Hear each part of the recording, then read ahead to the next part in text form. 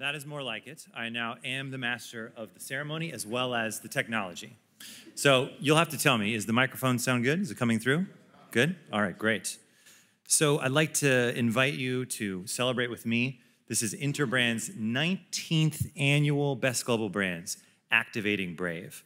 And I'm Andrew Miller, a Senior Strategy Director with our New York office. I will be your Master of Ceremonies today.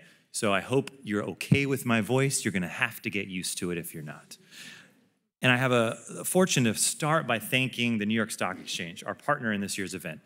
This is a wonderful room, one of the best in New York, in my opinion.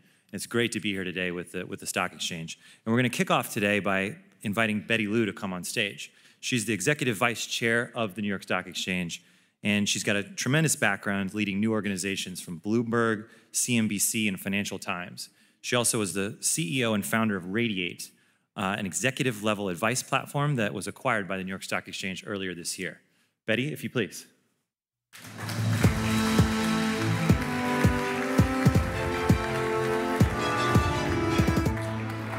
Thank you so much, Andrew. And I just wanted to add to his welcome on this afternoon on behalf of the New York Stock Exchange.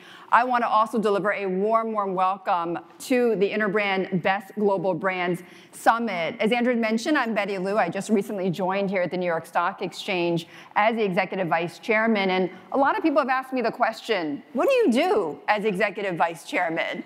So part of my role here, or a major part of my role, is I oversee the marketing, branding, and events strategy for the exchange.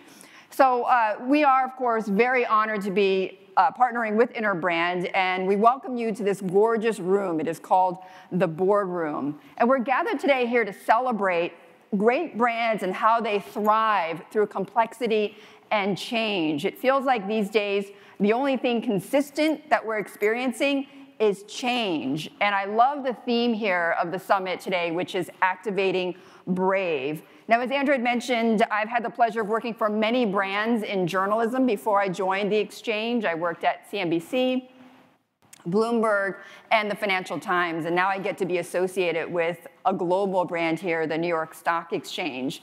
Now, every day our companies are activating Brave by raising capital to help change the world. And we're fortunate to have some of the best global brands gathered figuratively under one roof. 2,400 listed companies here at the NYSE. And many of them have stood the test of time for decades, even hundreds of years. And I would put, of course, Interbrand right in that category. They've had a long and storied history from the origins in the UK to now a global advertising powerhouse. Now, in the few short months that I have been here at the Exchange, I've come to respect and be really in awe of the history. Being here at the NYSE is like walking through a living museum. It's history wherever you look. And it was, when you think about it, 226 years ago when a group of 24 stockbrokers stood under the Buttonwood tree and signed the Buttonwood Agreement, which formed the capital markets and paved the way for the NYSE. So as we talk about the best global brands and the big, bold bets that we're all going to take, we want to also remember the origins of our great brands and how they've grown. So I look forward to spending the afternoon with you, to learning a lot myself, learning from each and every one of you. So I want to thank you again for joining us. And at this point, I would like to bring up onto the stage Charles Travail, who, of course, is the global CEO of Interbrand, to also give his welcoming remarks. Charles.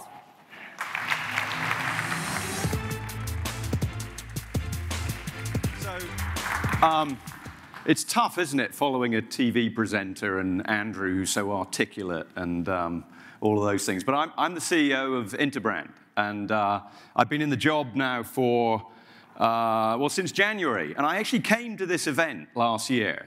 It was elsewhere, but it was a similar event. And I knew I was going to do the job.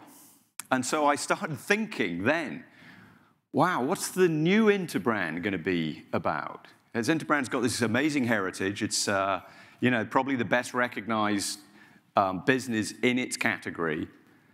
But the world is changing. And so this year we've picked this theme of activating brave. And that's what Interbrand is doing for itself. And the first thing I'd like to share with you is that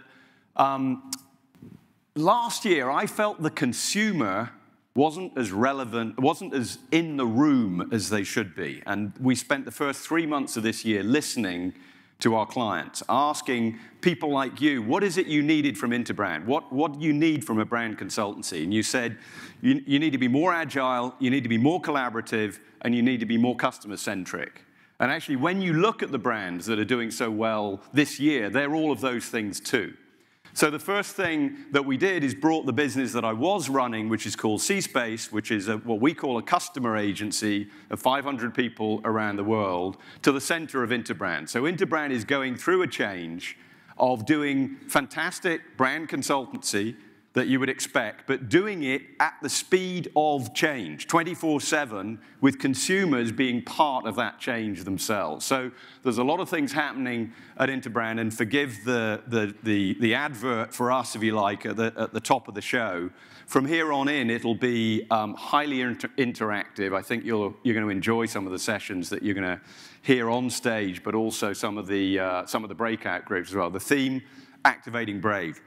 The other thing I'd like to say is I'd like to welcome, we have people from all over the world at this event, both friends, colleagues, and most importantly, clients. But we have people here from Japan, Korea, in fact, Interbrand offices, Japan, Korea, China. In Europe, we have people from London, Madrid, Milan, Cologne. I'm looking at Gonzalo, thinking if I've forgotten any of the European offices, but I think that's right. And then in the United States, we have people from Boston and Cincinnati from both C-Space and Interbrand. So this is probably the most global event that we have run to date. But what I wanted to do was cast our minds back. But first and foremost, this is a celebration. This is a celebration about all the amazing work that the top 100 brands in the world have been doing. But I thought it would be a moment to reflect. What is the role of brand today? How do we build brands? Is the way we've been doing it in the past relevant in future? And so here we are in the New York Stock Exchange when 10 years ago, almost to this day, we saw the worst financial crisis that certainly most of us have ever seen in a lifetime. On the 29th of September, 2008, the markets dropped by an unprecedented amount, apparently the second biggest drop ever in history. Lehman Brothers, the fourth biggest investment bank in the world, had already gone. So I wonder what the Interbrand league table looked like in those days. So let's just have a look at the top 5 and see if there are any surprises. It's the top 5 in 2008. Kind of a little bit of a change, if any of you have been looking at the top 5 out there today. We talked about this the other week, and I asked people how many are still in the top 5. Do you know how many in the top 5 still? So we know there's someone from Microsoft here. I don't know if there's anyone from Coca-Cola here, but Coca-Cola are still in the top 5. They're just there. But the world that we've been through in the last 10 years has been pretty phenomenal, we all know. We've been through wage stagnation. We've been through increasing globalization, increasing commoditization, increasing amounts of startups that are disrupting all of our businesses. But the next chart I wanted to show you is this one. So go back to 2008, and look what happened. So we hear the world is all about technology and digital and globalization and all of these issues, but actually, this chart shows us that the businesses that invest in brands grow faster than the businesses that don't. So that's a pretty interesting thing to consider as we go forward. What is the next 10 years going to look like? I believe that branding is going to become even more important. The #1 request we're getting now from companies of your size is we need to build ecosystem brands. We have too many product brands. We need to build ecosystem brands. You'll hear from Teens Wow later on, who's going to talk about the subscription economy. He says, unless you have an ID of your customer, you're not in a great business. So there's going to be a lot of things that are changing, but in that world where it's all about having a customer ID and having ecosystems, it's going to be the big brands that are going to grow fastest, or I believe are going to continue to be disrupted by smaller brands. But if you're in the middle with a lot of product brands, that may not be such a great place to be. So as I said, I wanted to pause for a minute and just we can go back a little way. So I'm not going to talk about this year's table. I want to go back a little way, and then I want to come forward and go a little way into the future. Interbrand, for a number of years, has talked about how branding has changed over the last few decades. And I'm sure we're all brand experts in this room, so I don't want this to be a lecture in any sense. But on the left-hand side here, we start with the age of manufacturing, really. And the job of branding, and maybe some of us grew up in this world, was to identify products and services through design, through iconography, and it became a safe way of you choosing one product over another. Is that what branding's about anymore? I mean, yes and no. We then moved into a phase during the 1980s where brands were more about premiums and about building loyalty. So, I had a BMW. We all wanted to be, well, certainly people of my age, we wanted a BMW in the 80s. It was a great brand. It said something about you. It commanded a premium. And you were loyal to that brand. But that world of loyalty is under threat. We then moved into an age where many of us probably grew up in the branding world, where we started to talk about brand as a central organizing idea. It was the thing that sat at the middle of the business, and we organized all experiences around that brand. And that may be where many of us still are today. But then look what happened.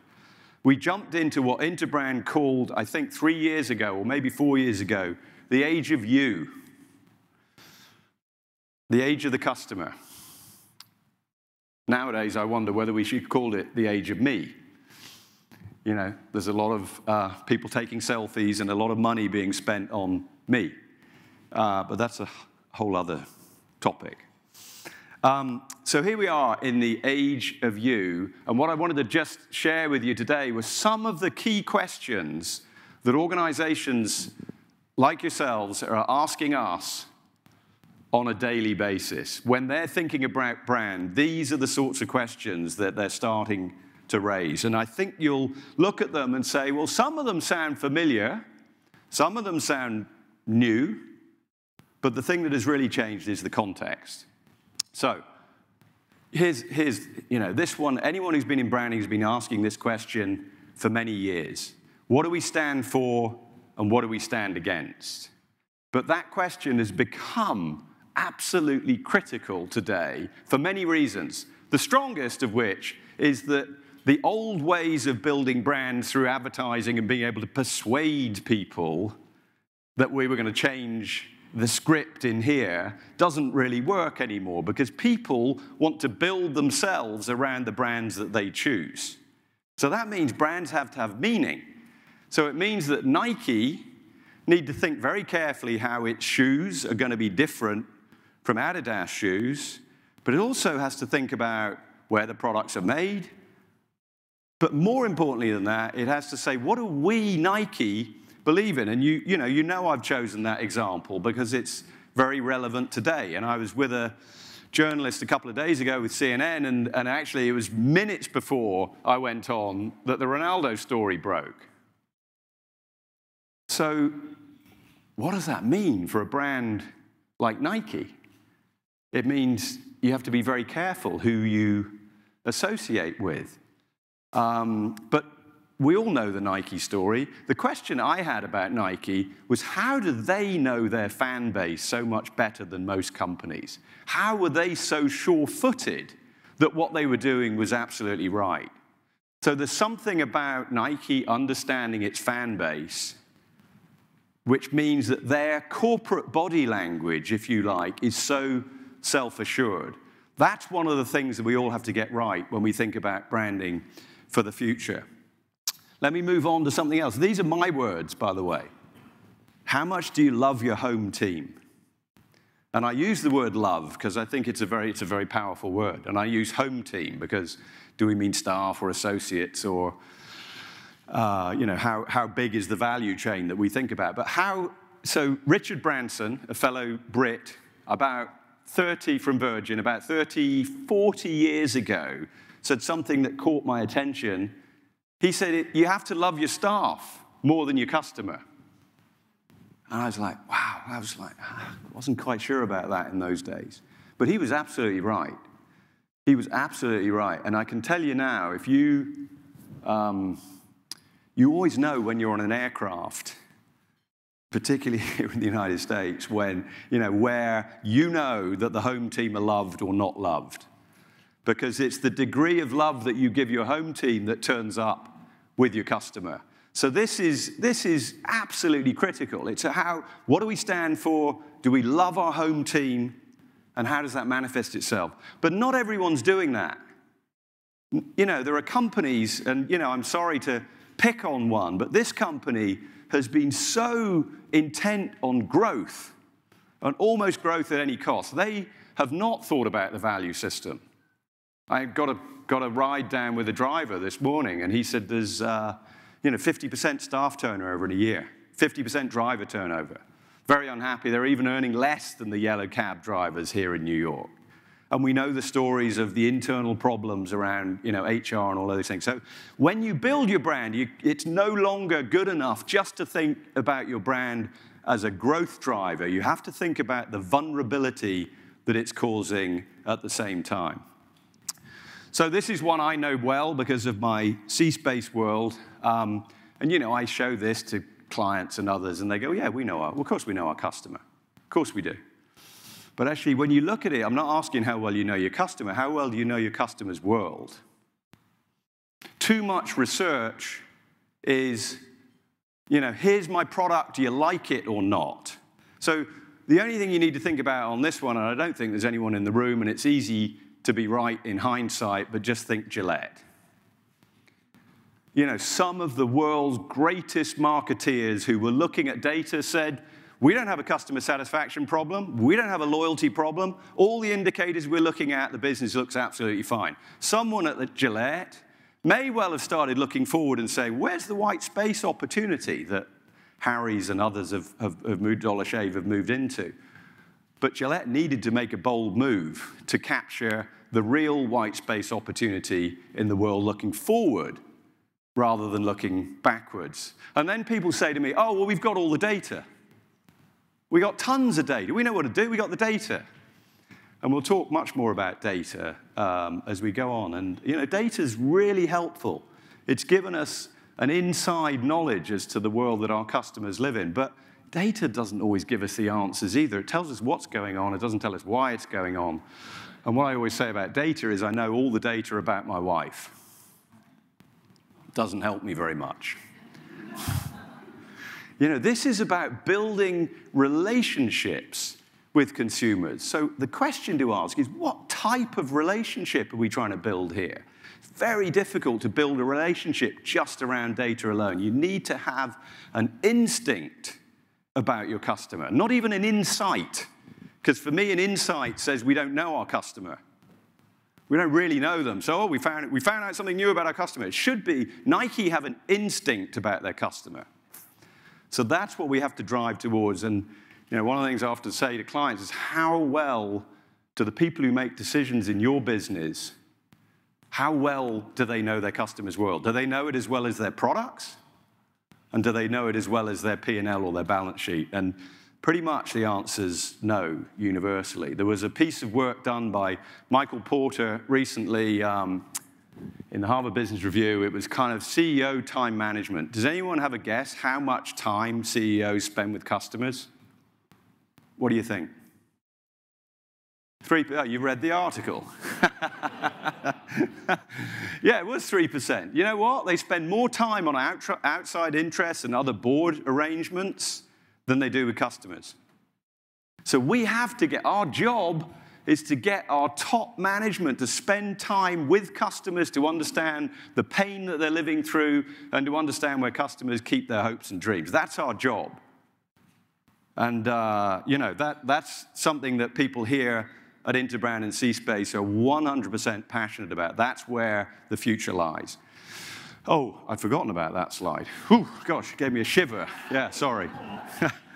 And I was going to say, if anyone doesn't believe me, read the book Shattered about Hillary and her team in Brooklyn. Again, I hope there was no one here in that team. But Hillary had all the data. She didn't have any instinct. She didn't really know who the customer was. And you know, unfortunately, our friend here on the left, I shouldn't say unfortunately, but I look at it from an outside the US point of view. You know, he outmarketed Hillary. You know, we know what he stood for or stands for. He had a very clear message, and you know, he's delivering on that message. And in the era of change, I don't think any of us were sure enough about what Hillary's message of change was. But anyway, there's a whole story there. We won't go into that one. The other thing, the fourth area is the question I ask is, are we willing to build glass houses? And what I mean by that, so many of us started life in the branding world, actually, if you like, painting the outside of houses. That's what branding was about, is you painted the house. But of course, nowadays, we're building organizations that have to be radically transparent. There is nowhere to hide. And you know, probably the worst example of that we're seeing currently, and a business is in decline for the first time in the last 5 or 6 years within our rankings, is Facebook. And you know, who would want to be Mark Zuckerberg at that moment? Who would want their moment of greatest transparency to be in front of Congress? And I think one of the issues that Facebook are facing is, who's their customer? Are we the product? Or are we the customer? And I think whilst that ambiguity exists about who they're serving, I think we're going to continue to see issues at Facebook around trust, around privacy, and what's happening to our data. So I think Facebook could respond in a much better way than they are at the moment. But I feel like I'm dealing with Facebook's lawyers at times when I go onto their site. And I don't want to deal with their lawyers. I really don't. They're much better than any of us in the room about working out these issues. So I don't feel there's a fair fight going on here. And I think Facebook need to open up and be much more transparent. So the final point for me is we all know how difficult it is to get attention in today's world, in today's economy. So we're talking about an idea of iconic moves. The companies that we see doing really well are the ones who take brave moves, iconic moves, and there are good examples. I mean, Red Bull have been the poster child for iconic moves. They don't spend money on media, they create their own. Brilliant. Who would have expected in 2002 for Steve Jobs to say, I'm going to invest $8 billion in bricks and mortar retail? Everyone at that time would say, don't put money into bricks and mortar retail. But he knew that he had to remain absolutely connected to his consumer in order to deliver the Apple brand promise. And then finally, all these moves aren't necessarily iconic. I can see a few chuckles on all day. I mean, is that iconic? Well, I can tell you, anyone who knows McDonald's knows that was an iconic move by Steve Easterbrook when he arrived. He was an operator. He said, I know my customers want all-day breakfast, and I know it will nearly kill you guys to deliver all-day breakfast, but we're going to do it. We're going to change the McDonald's system, and you've seen what's happened since then. McDonald's back in the top 10 Interbrand Best Global Brands again for the first time this year. So he's making brave, iconic moves. So those are the questions. I'll be back a little later on, and we can talk about them a little more. The final thought I wanted to leave before I hand over to Daniel is it's easy talking about being brave. We get asked by CEOs all the time, we need a breakthrough. Go away, you clever, creative people. Go away and create a breakthrough for us. And the question I always ask back is, what are you prepared to break? What are you prepared to break? And at that point, that's when the conversation starts to get really interesting. So perhaps with that, think about that question as you hear some of our speakers and listen to some of the discussions going on. What did we break in the past, or what are we going to break in future to create breakthroughs? Thank you very much.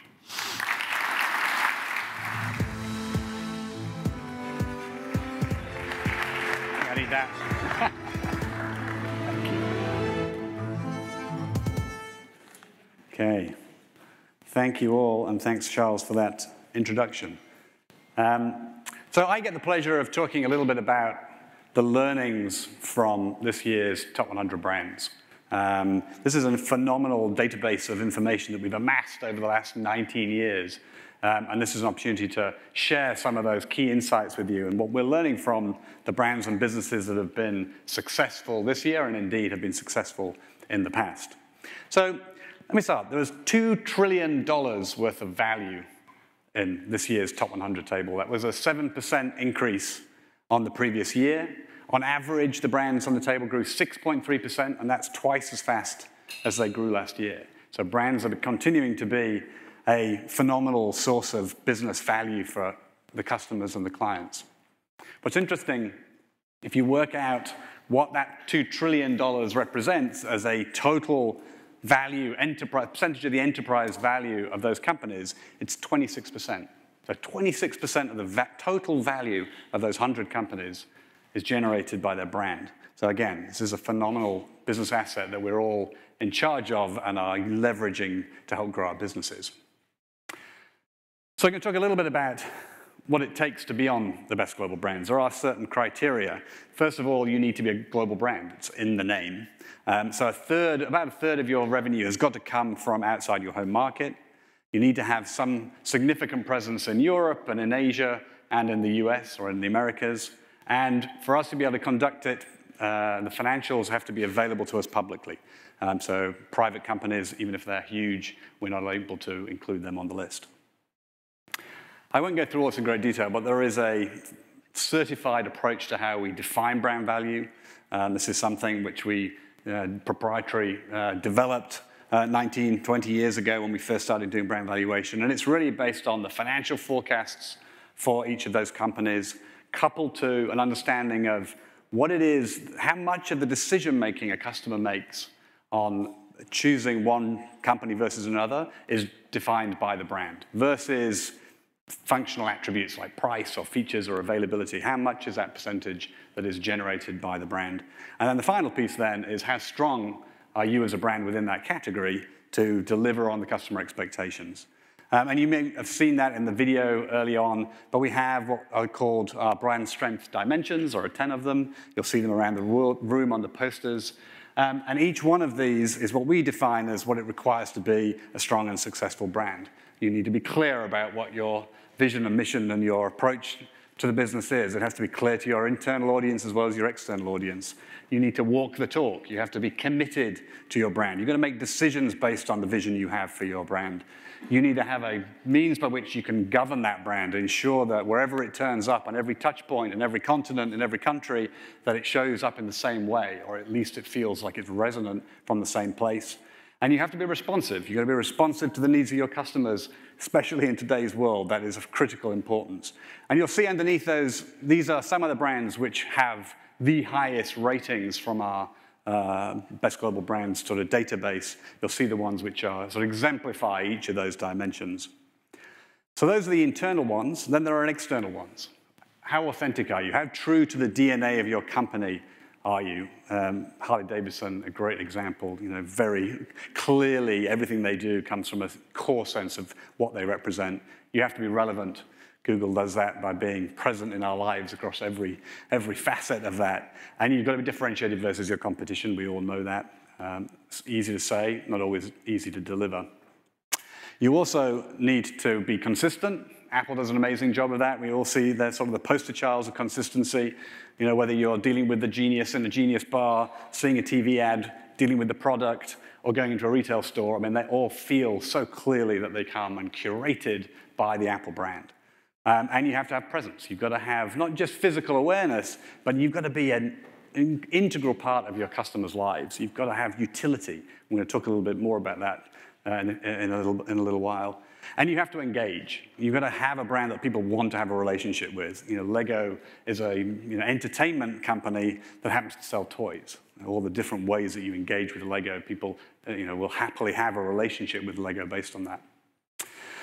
So let's look at the key sectors. Luxury is the fastest growing section this year at 42% growth, which is quite staggering. The luxury sector, we've actually got a panel talking about luxury a little bit later in the day, and the things that they have done to respond to the millennials' view of what luxury, how they define luxury. A lot of those companies are responding incredibly well, so we're seeing spectacular growth from the luxury sector. Retail, admittedly, driven by Amazon. So Amazon, a massive growth. So they have seen 35% growth year on year. Financial services, still growing. This is actually an increase from last year. They grew about 5% 2017 over 2016, and now sort of doubled that speed of growth. Automotive, the opposite. They have actually decreased in their growth. They're still the most represented sector on the list. There are 16 auto brands out of the top 100. But a slowdown in their growth. And the behemoth of more technology is still by far the biggest sector and still showing significant growth versus previous year. So let's talk a little bit about the new entrants, because there are some new entrants that have come in. The first of which is Subaru, done an amazing job, represented in the room here today, came in at number 100, great work in the US. Nintendo in at 99, who have done a great job with Nintendo Switch. Hennessy at 98, 50% of the world's cognac is drunk by Hennessy or is produced by Hennessy. Spotify and Chanel. So, really interesting group of new entrants. Chanel came in very high at the list, 23, but that's because for the first time it had financial data that enabled us to actually do their analysis. Otherwise, they would have been on the table previously. But Spotify, 79 million paid subscribers, 159 million users. They have really demonstrated the power of the subscription economy, and we'll also talk about that in a little while too. The top growing brands, I'm going to go straight to the summary on this, but the number one there is Amazon. 56% growth year on year, and a staggering achievement. And Amazon has continued to grow since it's been on the table, but 56% is the single largest growth that we've ever had on the table year on year. Netflix at 45%, also a staggering increase, and again, driven by subscription, demonstrating what they're capable of, their commitment to original programming, 112 Emmys that they won in the last year. They've now got a stock value higher than Disney, so this is phenomenal growth. So a lot of strong growth, even from traditional businesses. Caterpillar right at the bottom there. This is a brand that's been on decline for the last 5 years, but has reversed that with some incredible work, actually understanding their customer and reacting to consumer needs, big investment in technology, so they've seen some significant growth. So the top 10, McDonald's, Charles talked about this, they're back on the top 10. They were number 12 last year, but the work that they've been doing with really strong growth of new products has really turned that around. Facebook is one that is in decline. Obviously, they've had a very tough year this last year, so that's caused a decline. They're down from the 8th position to number 9. Mercedes-Benz up by 2%. I mean, they had 60 consecutive month-on-month increases, which is quite staggering. So they have really had incredible growth of their business. Toyota, their commitment to mobility has continued to drive their success. They're up 6%. Samsung, the work that they've been doing to galvanize and drive real consistency around the Samsung brand over the last year or two is really starting to pay dividends for them. Coca-Cola still in the top 5, but they're down 5%. They are working very hard to create an agile culture within Coke to start to try and turn that around, and they have slowed the decline quite considerably. Microsoft has grown considerably, 16% increase, so they have lost 1 place. And that's because of Amazon in at number 3 with a $100 billion valuation. It's only the 3rd brand ever to have a $100 billion valuation. Google and Apple share the number 1 and number 2 spot. Apple continues to excel in all of the areas of brand strength, and we'll talk a little bit about that in a while. So there's the top 100. You've all got copies of that. You'll all see it and have a chance to study it. But what's most interesting for us is trying to understand what is it that the people that are being successful are doing to be successful? What does it take for those leading brands to grow versus some competitors? Given the complexity and the disruption that is happening in the world around them, what are they doing differently than the laggards or the people that are not being as successful? And it's the theme of today, activating brave.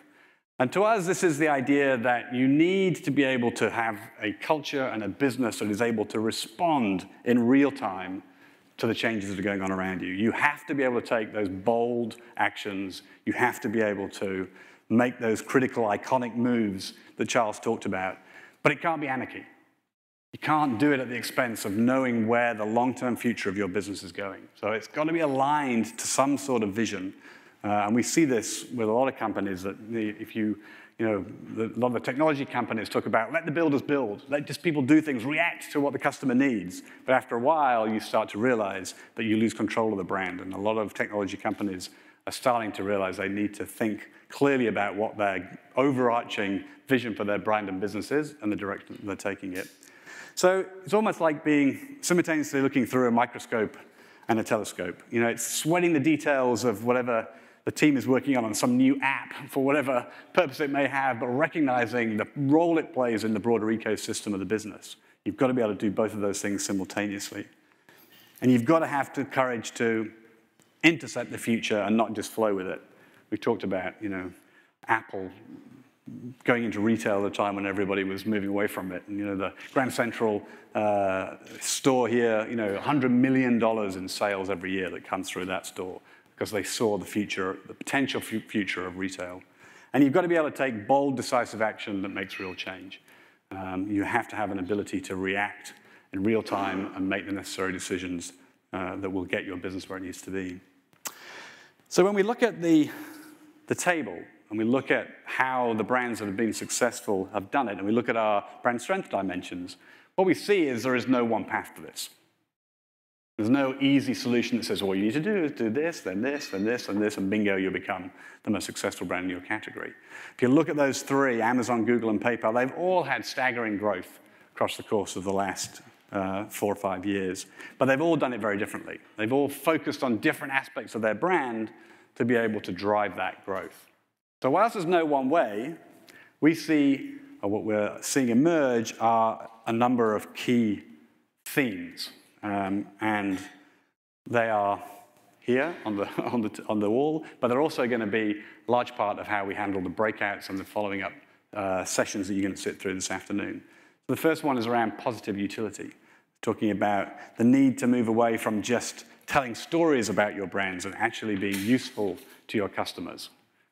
Learning from luxury, 42% growth. What are they doing that's been so successful? How are they managing to make their brands relevant in a marketplace where potentially the luxury brands have been challenged?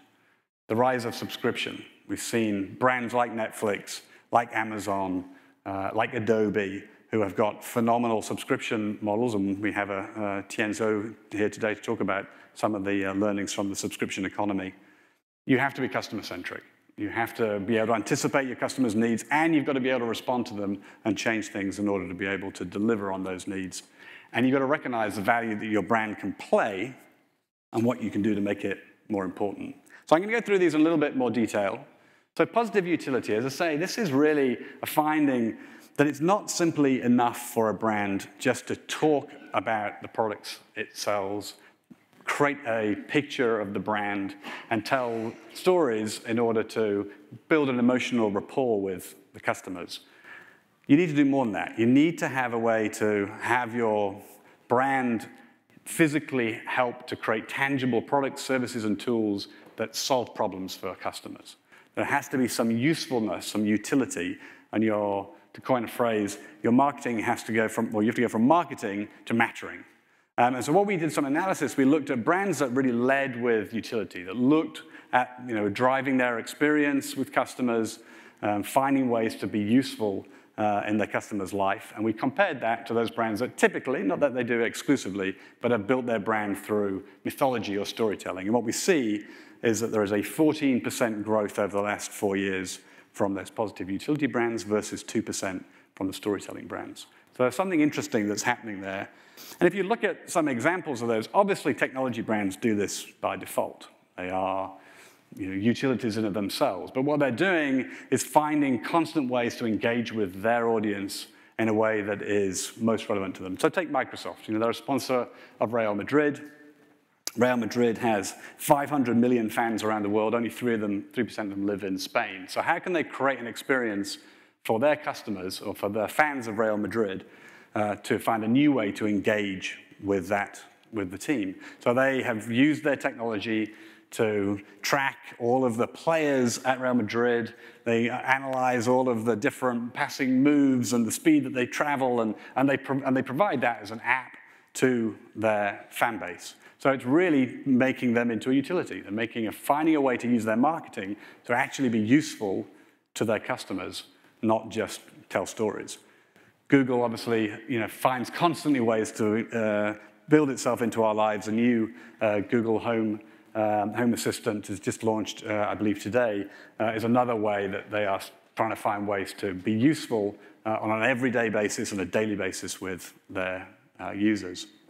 But it's not just the technology companies. Nike was an early pioneer of this. You go back to the 1990s, Nike Plus, put a chip in your sneaker and enabled you to monitor your running habits and what have you. But they knew that was a way of building a relationship with a customer beyond the every 6 months, year that people were buying Nike sneakers. That's not enough. You need to have an ongoing relationship with your customer, finding a way to be useful, solve problems for them.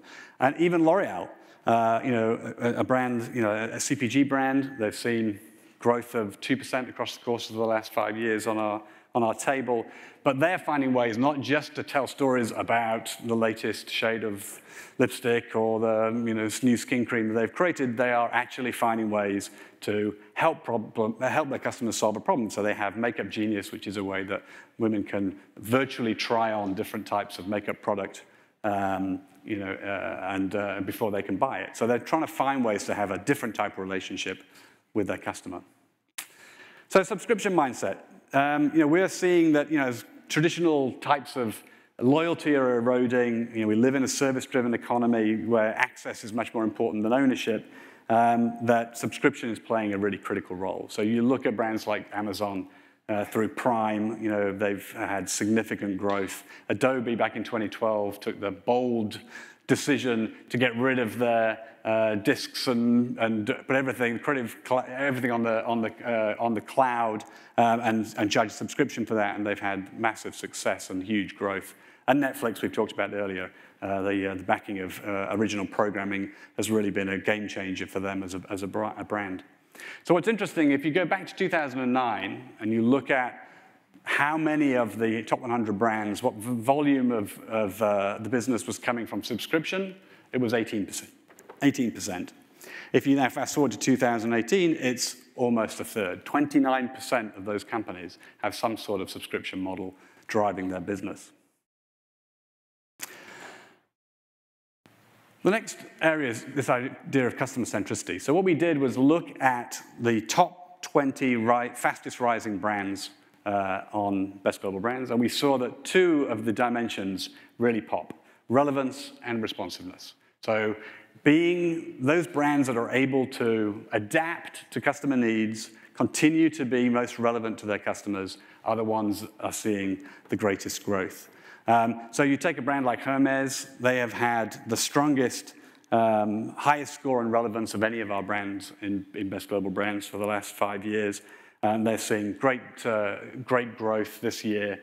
And because they have continued to make the luxury brand relevant, they're staying true to their DNA of being an authentic luxury brand, but they have massive proliferation of their products and services into everything from household products to lighting to perfume to stationery, and finding different ways for them to add value.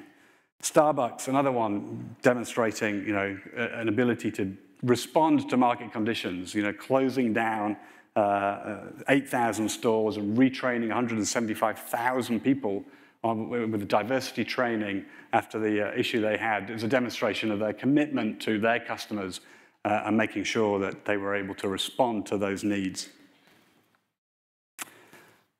Learning from luxury. If you look at the luxury brands, we've talked about this, they are growing 20% faster than the other brands on our list. And it's because they have managed to find out how to connect to their customers in new ways. They have tiered access points. Whatever price point, you can be a part of the luxury brand world. They've done a very good job of dimensionalizing that and finding different ways to access the brands and immerse themselves really in sort of street culture. So a brand like Gucci has 30% growth. It's the third fastest growing brand on the table this year. And it's partly because they've got a new creative director and a new CEO, but that CEO is all about making sure that he is finding ways to tap into the millennial audience. He has a shadow board of millennial employees that he uses to help make sure that he's shaping the products to be relevant to that new audience. And the final thing is role of brand.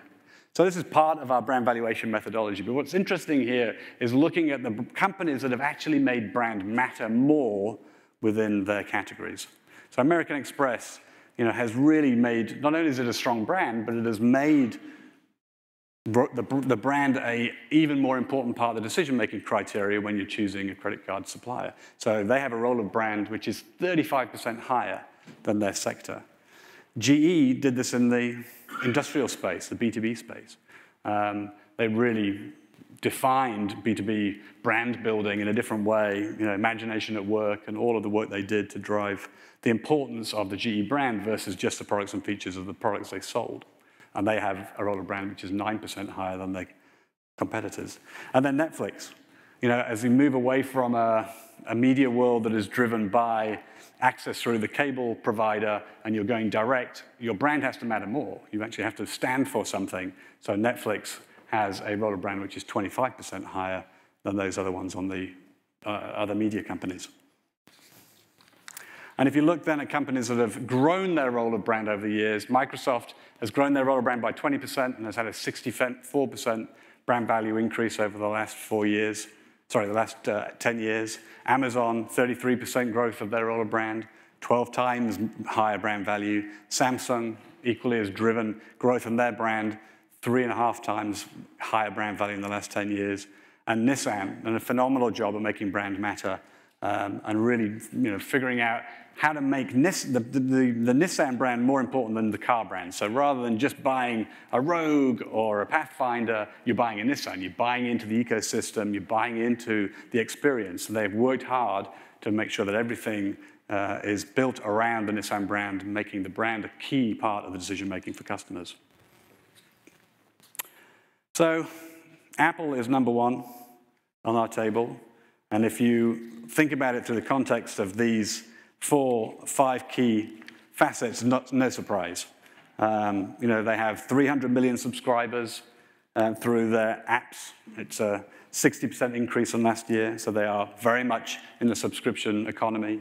They are absolutely driven by customer. I know people claim that Apple never do any research, but they're absolutely in touch with the needs of the customer, and they lead their customer. So the AirPods, which everybody bemoaned when they first came out, they're going to sell twice as many of those next year as they have done last year. So they obviously understood what customers really want. The Apple stores, they have 600 globally, 65,000 retail employees. That's 10 times more than any other technology company in terms of their retail force.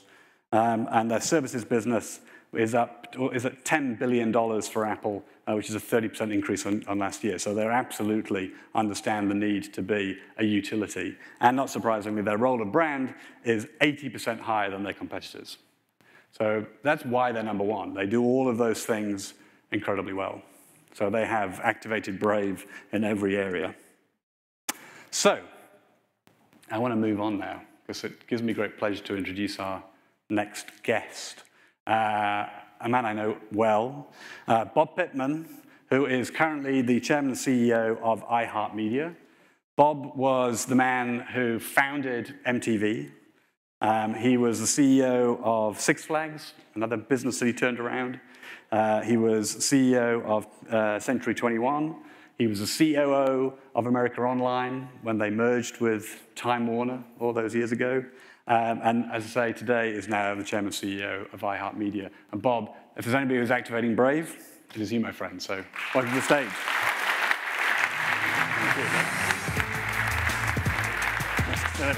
You sit.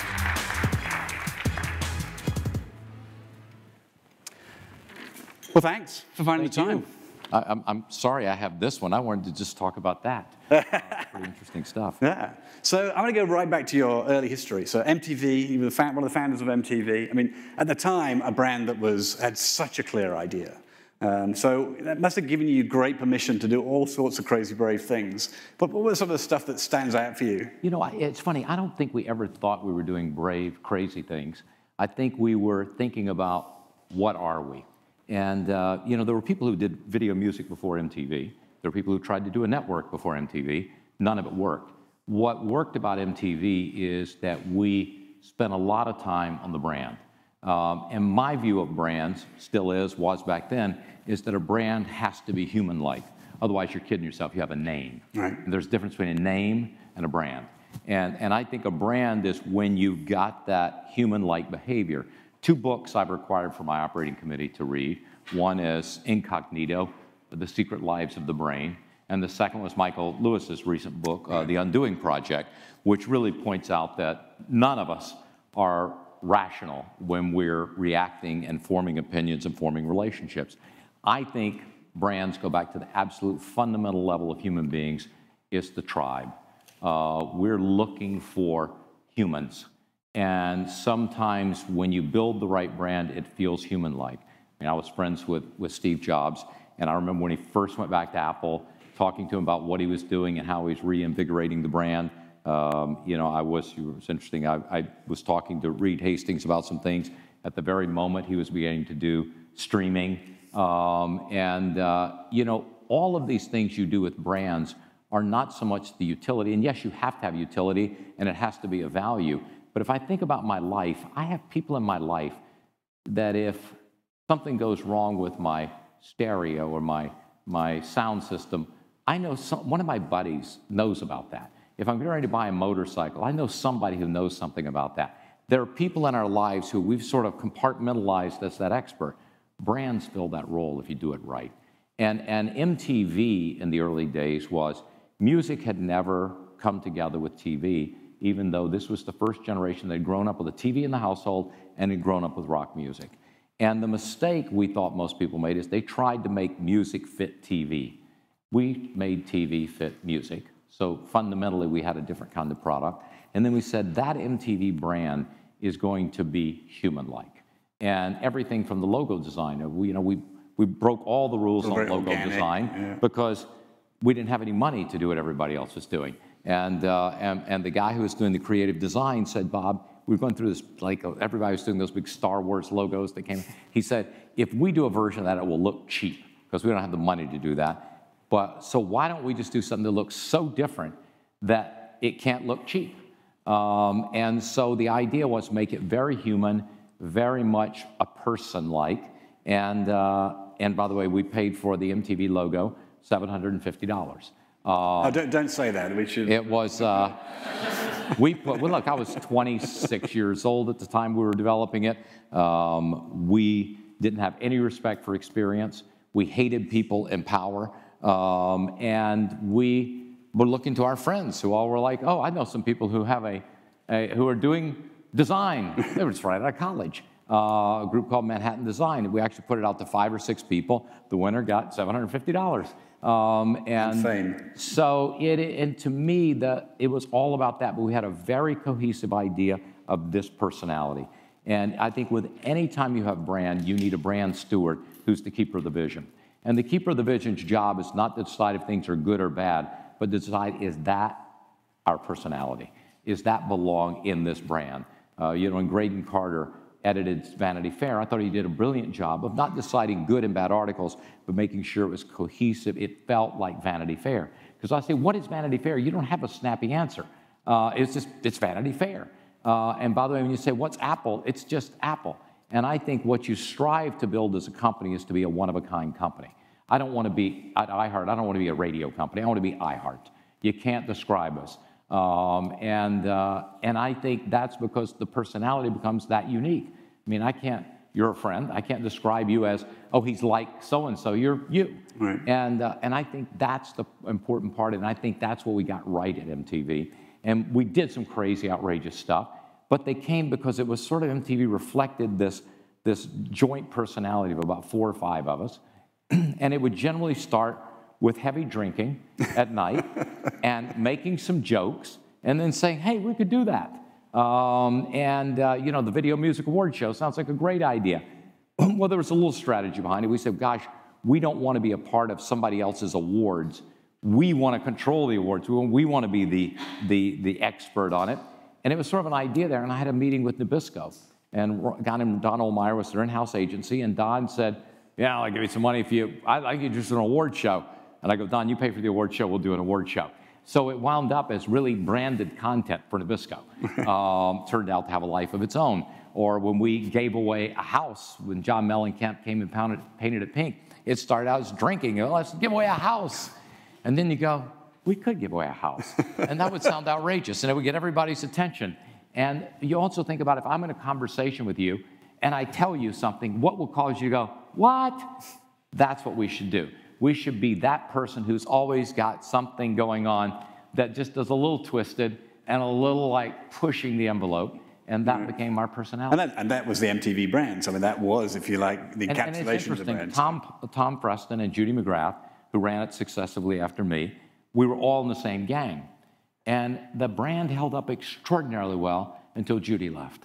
And when Judy left, there's no keeper of the brand anymore. It became about making decisions about programming or decisions about economics. And there was no one to say, look, paramount to everything is the brand.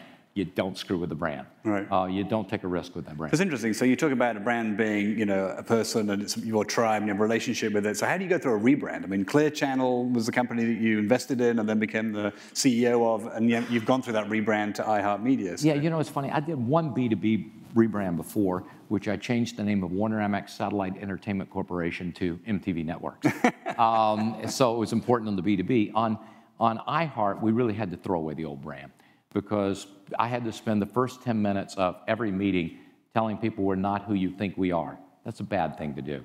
And the truth is we had changed so much. When I got to the company, they were an owner of 850 radio stations in 158 markets, and they were running a portfolio of all these disparate brands.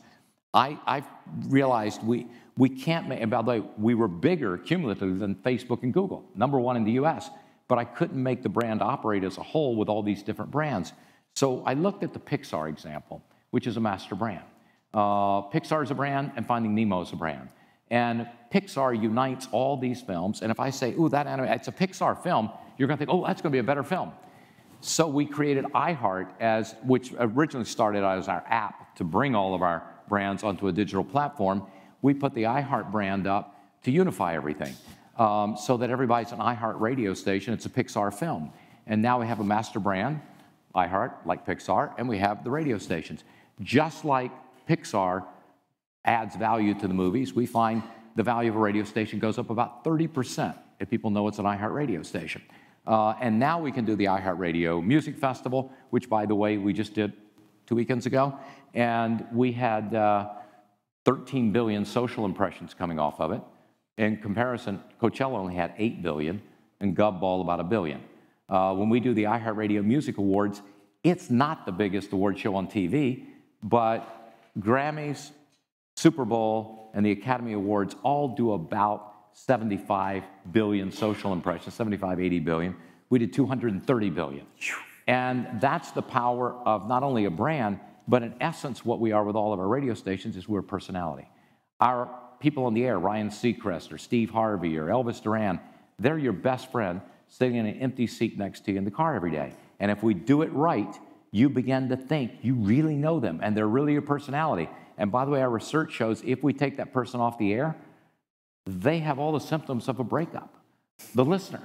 And so what we're in the business of doing is building human-like relationships with our personalities, with our station brands, and with the iHeart master brand. So as we began to figure this out, we had to change the name of the company. We had to throw away the old company. Also, the culture of the old company was toxic. It was a command and control company, not conducive to creativity. Great people didn't want to work there. And we needed to recruit people from Google and Facebook and places like that, not people who've been in radio. Because radio was one platform we're on. Today we're on 250 platforms, 2,000 devices, one of the biggest services on Alexa. You name it, we're there. Smart TVs, et cetera. And our strategy became be where our customers are with the products and services they expect. We need new people to do that. I think culture is the operating system of a company. And if the culture is not right, no program you have is going to run well. So part of the culture fix was to get rid of the brand. No one wanted to say, I work at Clear Channel. Everybody's very proud to say I work at iHeart. By the way, when you look at brand, we have about 90% awareness. We're about the same as Spotify and Pandora in terms of audio brands. Sirius, Apple Music, everybody's much, much lower.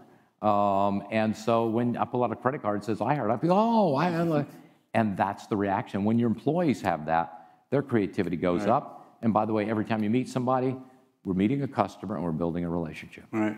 Yeah, it's interesting you talk about culture and changing cultures. I mean, I want to go back to the AOL Time Warner merger, which is the most iconic of the dot-com bubble, world events. And that, I mean, interesting to know your view on, from a merger perspective. Yeah, like it's interesting. Unlike most of the dot-com, we actually believe, I'm an old-fashioned guy, I believe in earnings. We actually had earnings, and big earnings, and we're growing nicely, and measured ourselves on that. And if you go back to that time, we had 50% of the traffic of the internet in the US went over AOL.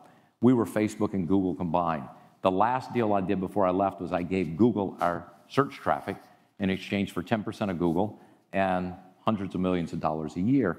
Somebody at Time Warner sold it later for a couple of billion instead of the 100 billion today. And we were on a mission to just go. We knew exactly what we were doing. We had a great brand. We were the it company of the moment. We had a market valuation of almost $300 billion, top 10 company in valuation. And Time Warner, where I worked a couple of times, MTV was half owned by Warner Communications. Then it was wholly owned by Warner Communications. And then they sold it to Viacom. I went back to Warner just as we were merging with Times. I was there in the Warner Time merger days, and then left and did Century 21, and then AOL, and then went back. And it was a mishmash of culture. Right. Because at the end of the day, what's interesting is, if you look at performance, 2001, the first year we merged, we actually grew the earnings 10%. In that year, every other media company had a decline in earnings. So the statistical analysis was great. The press was horrible, because everybody at either AOL or Time Warner couldn't do anything except badmouth each other. Time Warner was a company in which you managed a bunch of dukes who ran divisions. At AOL, we were one company. We're like Coca-Cola. Everybody manages that brand. And it was just too much, I think, just came apart. And I think the lesson is, you've got to have a compatible culture on a merger, or you have to just take over another culture. And the mistake we made was we tried to take this culture and build a new culture, where when we bought Netscape or CompuServe or any of the other companies that we had absorbed, they became a part of AOL. We didn't change the culture, they adopted our culture. With Time Warner, we tried to say, we're equal merger, we'll do a little of this and a little of that, and pretty soon you had every mistake you make by committee decision. And I think, people often say, oh boy, Time Warner got hurt. I think AOL probably got hurt the most, because AOL was about 40% of the free cash flow of the combined company. But instead of us using that to build new products constantly, as we have been doing, AOL Instant Messenger, ICQ, MapQuest, blah, blah, blah, blah, blah, we gave it to the cable company to build that cable. And suddenly AOL's growth stopped. Right. And I think that's the danger you have. Yeah. Talking of culture, I mean, we at Interbrand talk about brands have the power to change the world. I mean, you were named one of the top 10 marketers to influence culture in America. But do you think that great brands shape culture, or do great brands reflect culture? Well, you do a little of both. I spend my life, I think, although I have a CEO title, I'm really the Chief Marketing Officer, and it's really awful being the CMO under me, because it's the one area in which I actually think I have some professional skill. But I think you spend a lot of time looking at the consumer, and then you have to do something with it. And I've always thought of this as a mix of the math and the magic. Believe me, I love research, and my first management job was as a research director. Ironically, I was also on the air as a radio disc jockey, but they let me be the research director to figure out how to listen to consumers better. But when you map it out, research doesn't tell you what to do. It tells you answers to questions. And by the way, probably, I'm not saying anything negative to anybody in the rooms of research, probably the people doing the research are not the most interesting and dynamic and forward-thinking and creative and wild people you have. And I think you have to take the idea and then do some magic with it. I've got to create, now that I know where it is, I got to do some magic. Steve Jobs was a math and magic guy. He knew his landscape well. When you talk about the stores, I remember when Steve started talking about them, he said, the reason I'm doing stores is because they don't know how to display my product. And I'm on a line of 50 computers, and there's an Apple, and there's a Dell, and there's an HP. And he said, I need a store to show people the magic of it. But he started with a very rational business reason to do the store. Now, the stores, I think, took off greater than his wildest expectation. I think Reed started the streaming initially not to say, wow, I'm getting rid of DVDs. He thought originally it's an add-on. It suddenly became it. So you never know where it goes, but I think it constantly needs this combination of math and magic. If you have magic, I got great ideas, but they're not based on what's really going on with the consumer, you lose. And if you find out everything the consumer is interested in, but you can't do anything exciting with it, I mean, you need a showman. You need showmanship in this. And it's like, give me a great idea. And remember, we're humans. If you say something dorky to me, I go, okay, gotta go. If you are compelling and everything you do is like, God, that guy's fascinating. Can we have dinner with him again? Hey, come on over this weekend. That's what you want out of a product. To me, I look at a product constantly. When I look at liners we use on the radio, I say, are they dynamic? We had one the other night, and I don't know baseball well enough to know, but with the Yankees and the thing on Z100 here in New York, which is our hit station, more hits than one of the Yankee names. And I called our head programmer, and I said, it sounded creepy, dorky, like so corny and on the nose. And he goes, you're right, we did the wrong voice. said the voice was supposed to be ironic. It was supposed to be sort of like, more hits than. We were making fun of ourselves being corny, but they got the voice wrong. And so you sounded dorky.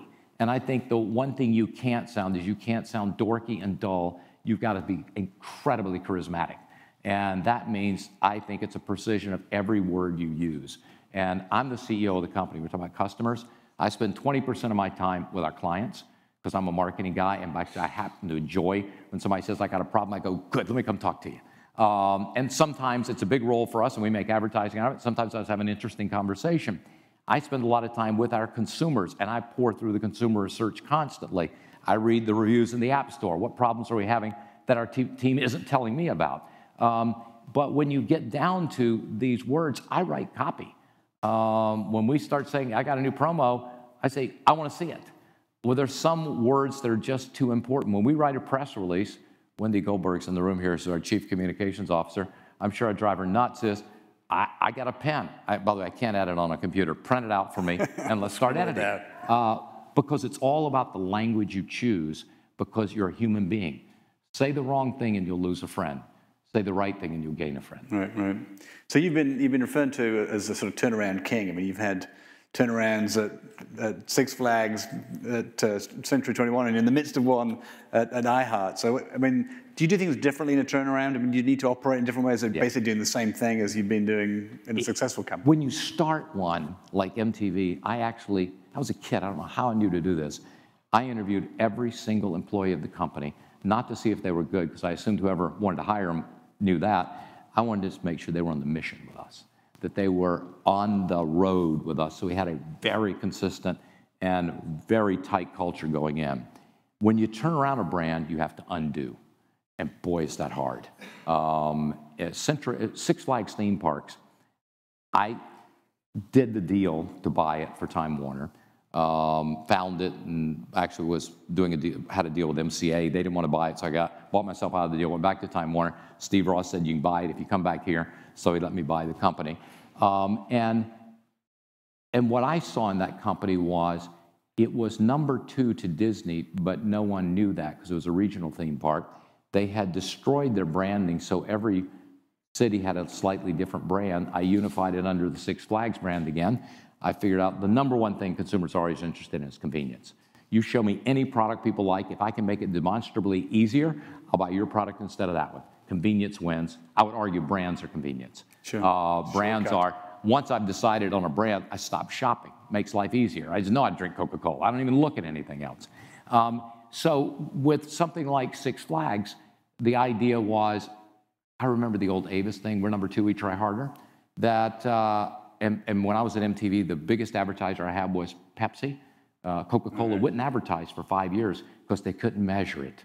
And Roger Enrico, in the 5 years you couldn't measure it, moved the market share against Coke, the most that's ever been moved before or after.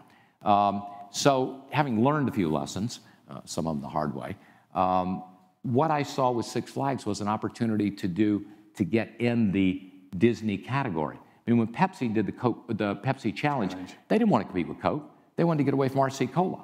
They wanted to get out of the pack. And when we wanted to build a brand where we could be competitive against the other brands, not Disney. And what we wanted people to say is, you're not as good as Disney, instead of you're better than Dorney Park. If they would say, you're not as good as Disney, great, I win. I'm in the category, I'm in their brain, as in the Disney category. And we took attendance from 17 million to 25 million in about 4 years. And a lot of it was built on, we had an idea, and then, you know, when you have a new idea, we have to turn over some people, because some people are just poison and toxic in your organization. Some people are looking for something new, and other people want you to show them. So you've got to get a couple of early wins and let them win. And when they win with a new way, they go, ooh, I like this better, because everybody likes to win. And with Century 21, the same thing. I mean, it's an old, tarnished brand, but it had awareness. And I find in building brands, you know, the two things you do. You have to build an identity, value of the brand, but you have to build awareness. Yeah. I think it takes $1 billion of earned or unearned media and about 5 to 7 years to build a brand. Find anybody that's broken that rule. Facebook, Google, AOL, MTV, et cetera. It's all, if that's sort of, I haven't found an exception. Malcolm Gladwell about that. Write a new book on it. Haven't found an exception yet. And so but you can turn around the image of what a brand is in about 6 months. People have very short memories. Remember, no one wanted to run against the first George Bush because they just had the war in Iraq and he was flying high. Well, in 6 months, they've forgotten, and Bill Clinton was the president. So I think, you know, for me, I'm probably by the time I got to be 40, I was too old to start one, because that's a long process. And by the way, you don't even know if you have anything for 3 or 4 years. The board of directors tried to shut down MTV 2 or 3 times in the first 3 years. I mean, it's a deadly fight. But with Six Flags, in 6 months, we sort of flipped the image. Now, not where you want it to be, but we got it back on track. Same with Century 21. We took cash flow, you know, it's a franchise business, so relatively small business on the bottom line, but we did 10 million of earnings to 100 million in a year. And we flipped it, and it was all because we're flipping the brand. And at AOL, when I went in there, we had about 6 million subs when I went in. I first joined the company on the board of directors, and then I went in to help Steve Case run the company and in management. And we had 6 million subs. We were losing about $500 million a year. We had about $90 million in the bank. We were under an SEC investigation and couldn't raise equity. We were going bankrupt if we didn't fix something. So my great innovation was I took $1 billion direct marketing budget and cut it to $500 million to make money. But what I added to it was I added $60 million to brand advertising. And our head of marketing was one of the most brilliant marketers I've ever met, great direct marketer, said, Bob, we're not getting any subs for that $60 million. You know, just don't waste your money. And I go, why is that? He said, well, I try radio and TV, but I don't get any subs. And you go, well, I don't think it's a channel. I think it's the brand enhances your response rate. So we did the 60 million, and we got more subs for the 500 million than we thought we were going to get for the billion. The response rate more than doubled, because instead of people saying, what's this? They went, oh, I've heard of this. And that difference in reaction is brand. And a brand, I think, drives activation. It's crazy to me. I mean, I hear people say, we're not worried about brand, we're worried about this. They're not disconnected. I mean, to me, you have a brand and then you activate it. But I'm going to spend money here, and they talk about their funnel. And I go, really? You think it's that simple and it's that defined? It's that brand is that human being, your impression of that human being in the back of your head. If somebody invites you over for dinner, and they're the creepiest person you know, if they invite you 100 times, are you going to dinner with them?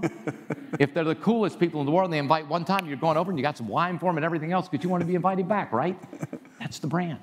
And people who think I'm going to activate devoid of the brand, I think they need to go back to Marketing 101. It's also people go targeting. I mean, we all go, man, I can super target now. I go right to my target audience. You've measured this. There's not been one brand or service ever measured where the majority, simple majority, of the buyers or users are in their target audience. Target audience means you have a high density of users within this group of people. It doesn't mean it's most of your buyers. And you know, if you say, why did people who shifted out of traditional media and went to social and everything else, why didn't their business go up? Why it didn't go up is because they went to targeting just the brand, and most of their buyers never heard the message again. So I think, you know, you really have to think about this brand as everything, and activation, funnel, targeting, blah, blah, blah, is under that umbrella. Absolutely. If you destroy the umbrella, your business is dying. Well, listen, Bob, thank you for your time. I know you've got to fly to LA now. So I do. Thank you. Say thank you. Thanks for the time. Thank you, everybody. That's fantastic. Thank you very much. Thank you.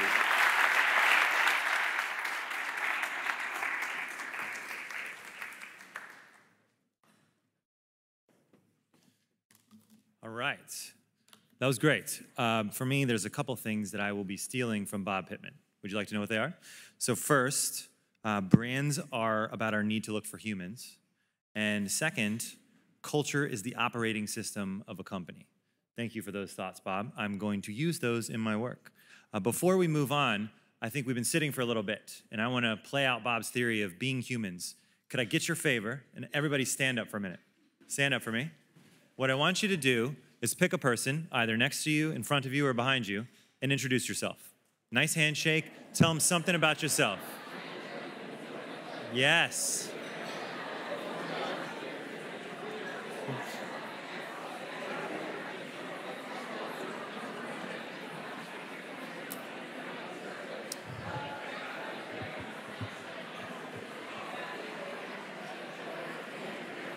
Okay, all right, okay. That's a start, that's a start. I know I've started something, Now come back to me, people, come back. Uh-oh. Yeah. All right, okay. That's our moving moment for the moment. Please take your seats. We're going to move forward. Just a reminder, that's just a reminder, we are all human beings in this room. And we're also here not just to listen to these amazing speakers, have these discussions, but it's also to meet each other.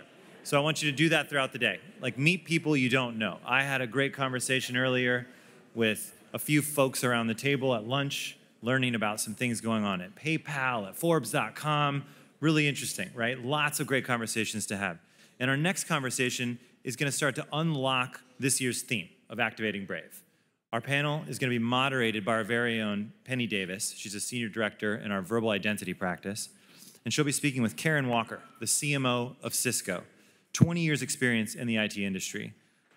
She's responsible for the marketing, communications, government, and community relations group over at Cisco. She'll be joined by Greg Fisher, the head of global marketing for PayPal. He looks after PayPal, Braintree, and Venmo from a marketing perspective. He's got previous positions at Amazon, HTC, and Intel, really strong in the tech sector. And then Pierre-Emmanuel Angelolou. I hope I did okay with that, Pierre. He's the global brand president at L'Oréal Paris, and he actually started there in '96 as a product manager in skincare. His global experience spans Europe, Brazil, and China. And finally, last but not least, one of our best global brands as well, Tom Dole, CEO of Subaru of America. And he joined in 1982, held a variety of leadership positions from CFO to COO, and now the CEO. Let's welcome our panelists.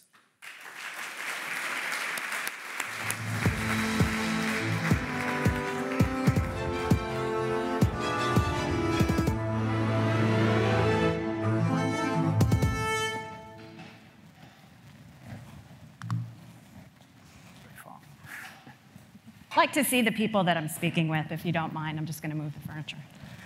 Thank you, everyone, for being here. We are very honored to have all of our speakers here today. Thank you, Andrew, for the warm welcome. We have a wonderful cross-section, and these panels are so wonderful because you get to hear more from your peers and less from us telling you what brand should be and hearing it from the people who are actually building it. So thank you all for being here. Thank you. I would like to start out, since we are talking about activating Brave, every one of these brands has made big, bold moves at some point and kept that momentum going. So that's where we'll be starting today. I'd like for all of our panelists, one at a time, to tell us a little bit about how you define brave or bravery within your organization. Tom.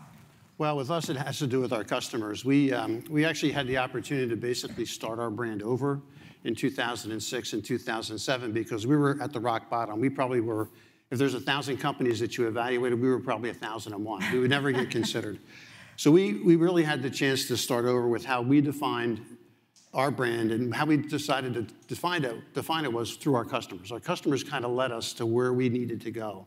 And they were the ones that said, we're into adventure, we're into healthcare, we're into education, we're into the environment. And then that allowed us then to try to piggyback off their interests to what we need to do to shape our brand.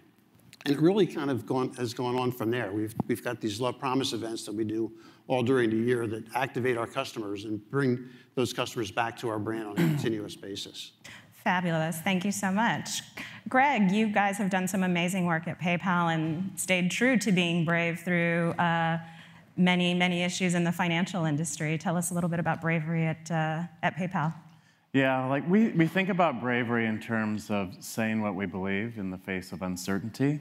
And a couple years ago, we made a big decision. And like if you think about the entire history of PayPal, we've traditionally steered customers towards a funding instrument that was providing the highest amount of margin for us, but wasn't necessarily what they wanted.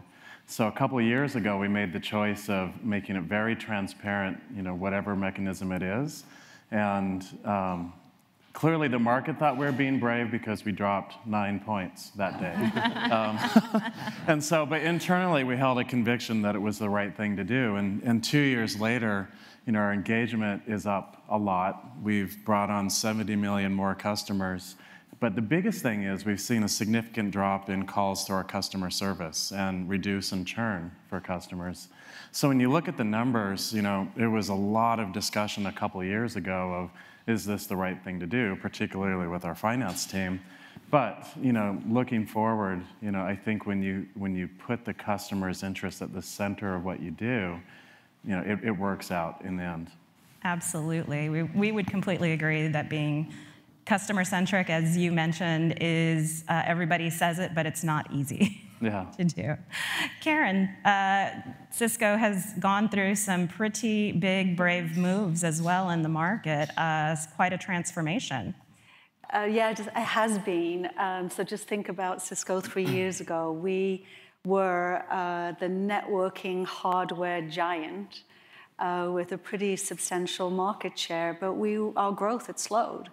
And what we found is that our customers didn't want to buy hardware any longer. Well, that's kind of a bit of a problem. And what they wanted to do is they wanted to consume the technology as software or as a service. And so I love the iconic move comment that Charles made about McDonald's, because our iconic move was, well, if we don't disrupt ourselves, somebody else is going to do it to us. And so we basically disaggregated our technology to allow our customers to buy and consume the technology however they wanted to. And so that, when you think about our market share and on our revenue base, that was a pretty risky move. There's others who've done it in high tech before. Microsoft's a great example. Adobe's another great one. But we are a hardware company, and to move from hardware to software to SaaS is massive. Our goal is by 2020 to have 40% of our revenue to be recurring, to be subscription, as we talked about earlier. And the street's rewarding us for that because they like that stability and that guarantee of revenue, that you haven't got to go sell $50 billion of hardware every year.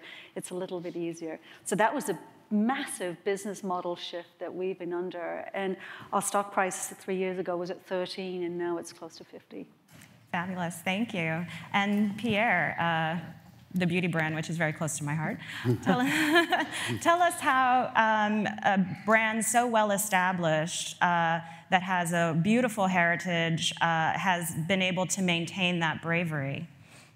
Well, indeed, L'Oréal Paris is the worldwide leader of beauty, and we've been around for more than 100 years. So as you said, being bold for a brand like L'Oréal Paris is about respecting its DNA and its heritage, and at the same time, constantly reinvent itself, being obsessed with innovation, with bringing new excitement and new experiences with our customers, to our customers. So I think, and we've seen before that the luxury sector was one of the sectors that have been growing very fast in terms of brand value, and I think they've been particularly good at bringing new excitement to the consumers, and at the same time really being extremely respectful of their heritage. So it's a bit the same thing that we are trying to do, and that's a bit our obsession about, and I can give a couple of examples of how we try to respect who we are and make sure that our brand identity is extremely consistent and clear for our consumer, and at the same time bring constantly new excitement. Wonderful. Each of you has talked about reaching customers. The customer will lead you to what we need to do or the moves that we need to make. Karen, tell us how you have seamlessly tried to move that customer experience from a very singular mindset to now a more holistic solution at Cisco. So we're a little bit more challenged because we're a B2B company, and over 85% of our business goes through partners. So it's hard to control the whole of the customer experience, and that's been one of our challenges. But coming from high tech, I had to smile because being simple isn't. I guess simple is the new hard. And in tech, we were very engineering driven. And we have a lot of very, very geeky product managers who love to make up product names. And so we are on this rant about simplification. So I'll just give you an example. We actually called a product Cisco Unified Communications Desktop Device. Oh, you mean a phone? It's a phone. If it's a phone, let's call it a phone. And so we add complexity, and so we're really, actually, Interbrand are really helping with us on this, is that we're really trying to get our brand and our naming architecture and remove about 90% of the clutter. Because when a customer wants to know what you do, they want to search, they want to discover themselves, it needs to be simple. And right now, we felt we were delivering a really poor customer experience, especially when so much of that customer purchase journey is done online. We were just confusing everyone, including ourselves. So that's where we're focusing on trying to really improve that experience. Yeah, it's a fantastic journey. I often say one of my favorite things I get to do at Interbrand is name things, but it happens more often that I talk you out of naming more things. We need your help. But thinking through that customer idea, Greg, could you tell us a little bit more about really staying in line and understanding that world of the customer that you serve through your purpose and some of the transitions that you've gone through? Yeah, I think that's interesting. Like, you look at the category of online payments, and just everyone in this room, think about how much your perceptions have changed, and like the way you manage and move your money online, versus 5 years ago even. And so it's important to understand, like, what is the customer actually thinking, especially when you're looking at a global mindset. And so, like, one of the important things that we've seen in the index from Interbrand this year is how much better our employees understand our mission, our vision, our values. We got up into the 90% this year. And, I think it's a big testament to them understanding the foundations of our brand. And when that happens, you aren't coming to work, battling different product divisions and self-interest. We've seen such a cohesion around collaboration with people. And like when that happens, something amazing has happened in terms of customer discovery. And we're doing something unique the last couple of years where we're pulling people from various parts of the business, whether it's customer service, product development, product marketing, brand marketing, into these teams we're calling durable teams. And they stay intact. For the course of almost a year, going into people's homes, going into businesses, like talking to actual customers, and then presenting the challenges that they're having. So we're actually developing product based upon real customer insights versus a bunch of engineers getting together and saying, hey, this is a good idea. And I think this is one of the things that has really fueled a lot of our customer growth. That's fantastic. We hear a lot from the industry and other folks about changing the mindset and ways of working. And I know, Pierre, you had mentioned on a previous conversation that at L'Oreal, you also had to sort of rethink how you're using your people and getting into a new mindset to better engage with those customers. Could you tell us a little bit more? Yes, I think if you want to act and activate Brave, it starts with activating Brave internally with your own teams and talents. So when you run a brand like L'Oréal Paris, your number one asset is your people and your talents working for the company and bringing their talent and creativity at the service of the consumer. So I think it's true that as a company, we have a corporate culture which is very much people-oriented rather than process-oriented, and we tend to give responsibility very early to our managers, and I think it's even more important with the new generation. So it sounds pretty obvious, but it's a reality in our brand where we have 30-year-old people running categories of the marketing of 1 billion euro category in the world. So I think by empowering the people and by accepting to take risks, I think it's where we get the best results. Absolutely. You've done some beautiful risks lately. Catwalk on the middle of the Seine. Yes, it's actually a good example that happened just 1 week ago. We decided to do something that had never been done before, which was basically to organize a catwalk, fashion and beauty catwalk, on the River Seine in Paris, open to all. Why did we do that? We did that because we are a partner of the Paris Fashion Week, And 1 year ago, we said, OK, as our brand mission is to be the accessible luxury that brings the best of beauty to all, how can we open this world of fashion and beauty when it's true that the fashion shows are normally something which is quite close to the public. So we said, OK, we're going to organize, and that was last year, the very first fashion and beauty show open to all on the Champs-Élysées, one of the most famous avenues in the world, and it will be the opportunity for us to reaffirm our Parisian origin, our expertise, the fact that we are very close to trends and fashion, and also showcasing a very diverse vision of beauty. And this year, we said, how can we build on this and still bringing some unexpectedness? And we had the idea to organize this never done before catwalk on the river. And for us, it's a perfect example of doing something that the very first time somebody came in my office and said, we have an idea, we said, would it be possible to do it, to get all the authorization, etc.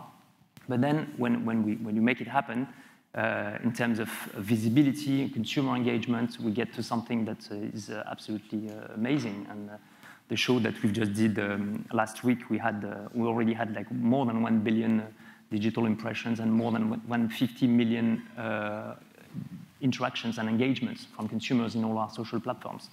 So it's just an example of activation, which was maybe not so obvious at the very beginning, but actually which is reflecting the positioning and the DNA of the brand, and at the same time bringing excitement and unexpectedness.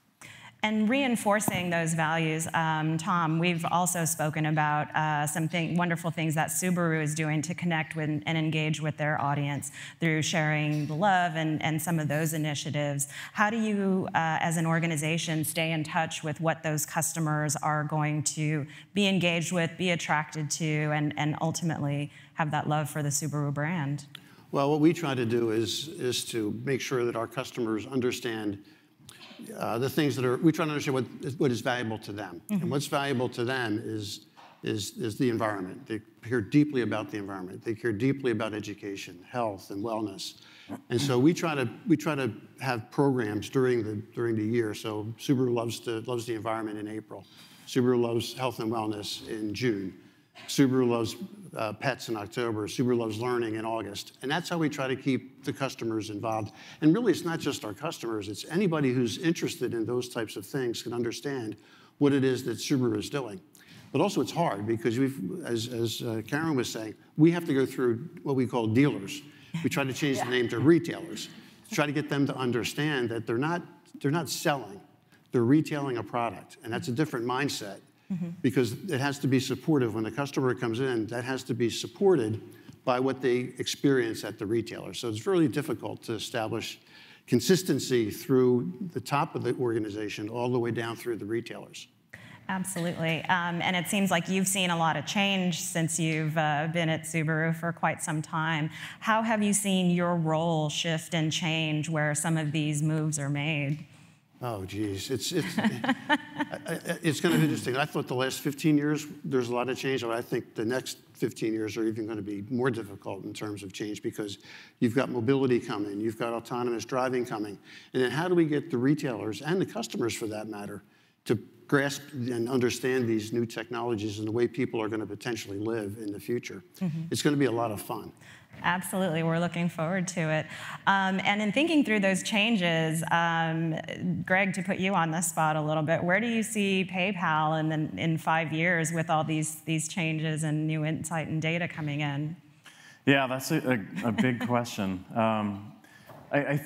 For me, it's really exciting place to be. I've been in technology brands my whole career, and really exciting because the categories move so quickly.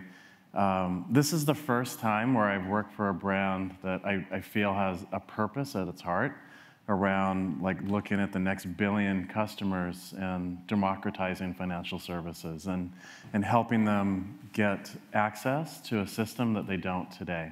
Mm-hmm. Whether it's in the US or across the globe. And so, I think so much of our brand is going to be centered around that and thinking about those next billion customers and truly coming into work every day and feeling like, you're making a difference. And it's been interesting just to see the different level of talent that you're able to bring in and attract across the business, from engineering all the way, through the brand marketing team, because it's infectious in terms of like looking and being able to merge technology with a purpose.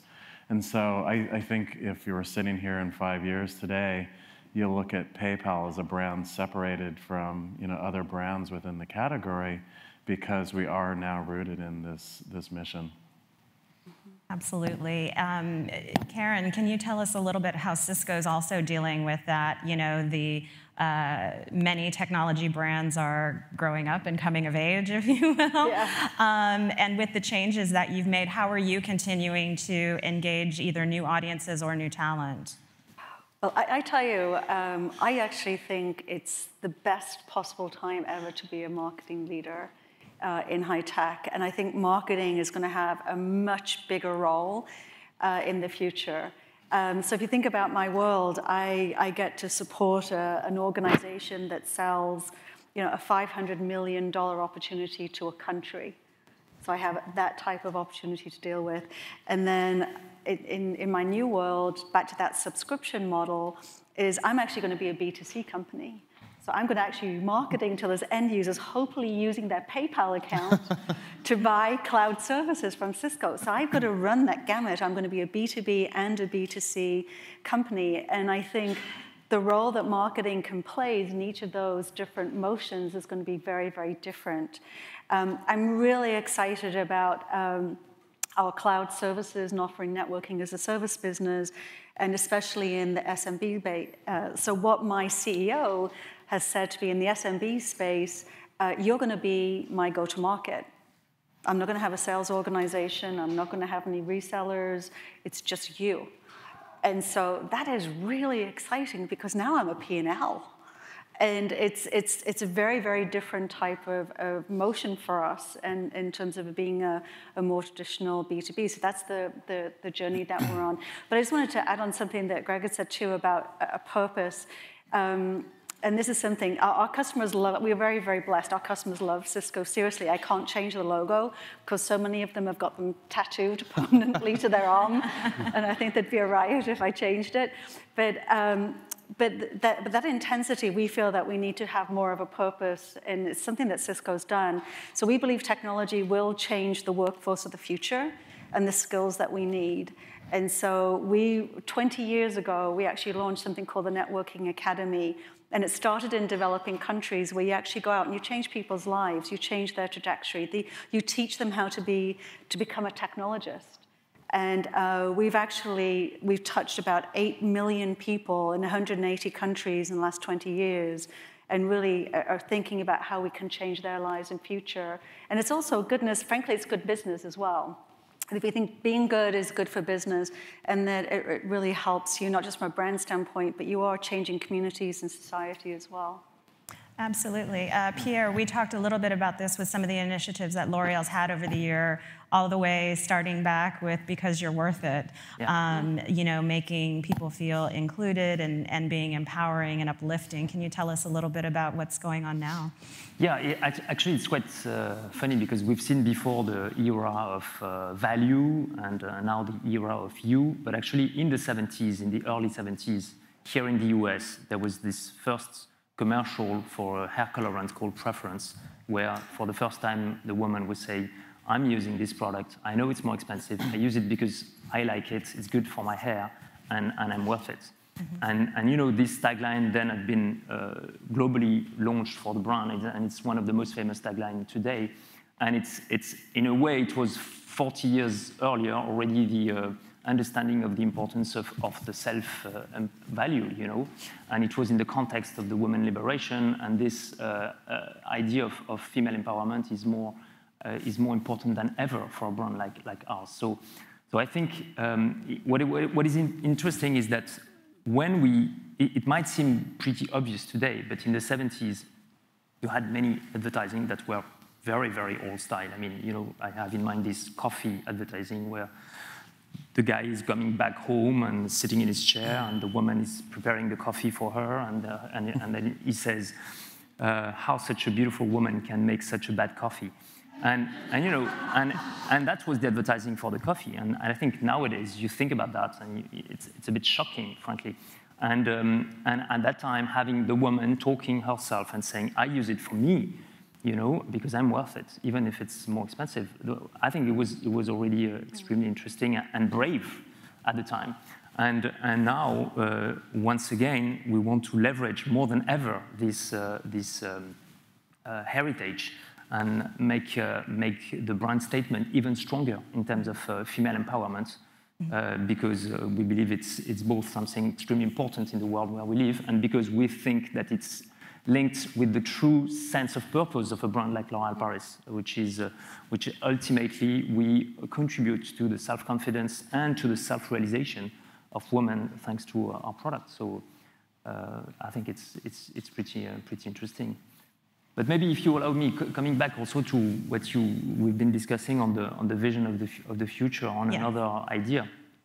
I used to work in China before, and it's true that China is a good example also of how the world is evolving and how fast the changes are impacting our businesses. And although we are not working in the technology sector, actually our industry, like any industry, is extremely impacted by all the disruptions of today.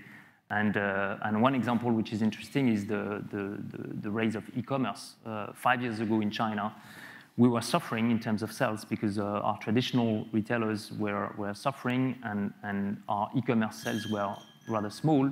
We've been investing a lot in this, and today we have a very, very big part of our sales that are done in e-commerce in China, much higher than anywhere in the world and much higher than in the US.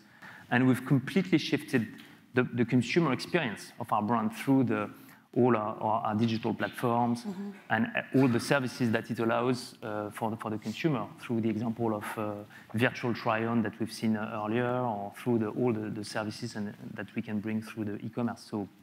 And today we are the #1 brand in China, which sometimes is not easy because there's a lot of local players in China, as everybody knows. So I think it's a good example also of preparing for the future, because I think this is just one example of the disruption that will impact in all countries our industry. Absolutely. Well, thank you so much. That has brought us to our time. I'd like to thank our panelists one more time for being here today and lending your thoughts to us and to your peers on how you're being brave now and going into the future. Thank you very much. Thank you.